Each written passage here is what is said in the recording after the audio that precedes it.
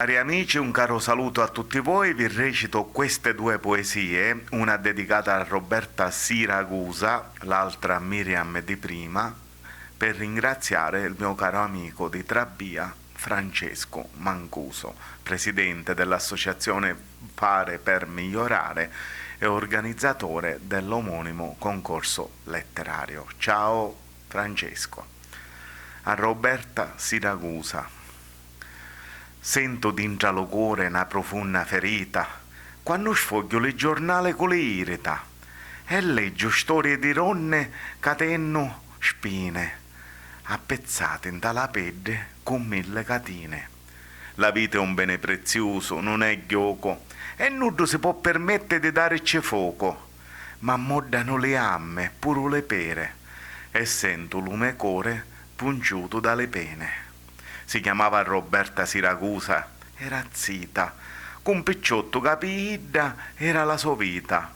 Ma una sera, dopo che ne uscì di una festa, si sentì un d'allarma, una forte tempesta. Libera come un rondine di pensare e dire, smuovio la sorraggia che ci levavo sospire. Poi, come Giovanna d'Arco vitte fuoco, e squagliavo come un burro da loco. Solo sto Caino vitte le sue ultime momente, mentre aumentavano le ricerche e l'aiute.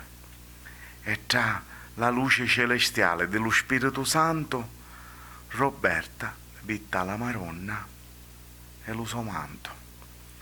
Continuano a volare ronne come foglie e lasciano lo chianto che lo vento coglie, fotografie di figlie attorniate di ciure, per mano di uomini che si sentono padrone. Sogno uomo e mi vergogno di ste orche che parlano d'amore e seminano la morte. Vi lascio queste parole, sbattetevi lo petto, la ronna non s'ammazza, merita il rispetto.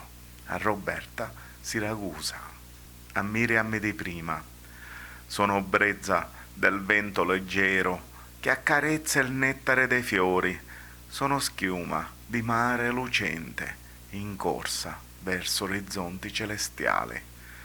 Oltre la soglia stillante d'amore, generata e poi protesa dall'acqua incastonata nelle anse del respiro, sosto lungo la banchina dei ricordi.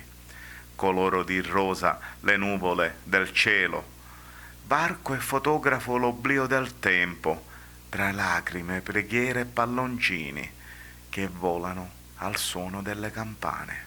Madre, intravedo il tuo pianto nella notte, seminato dal dolore per la mia partenza. Padre, sento il tuo cuore sanguinante, orfano del mio sorriso e dei miei baci.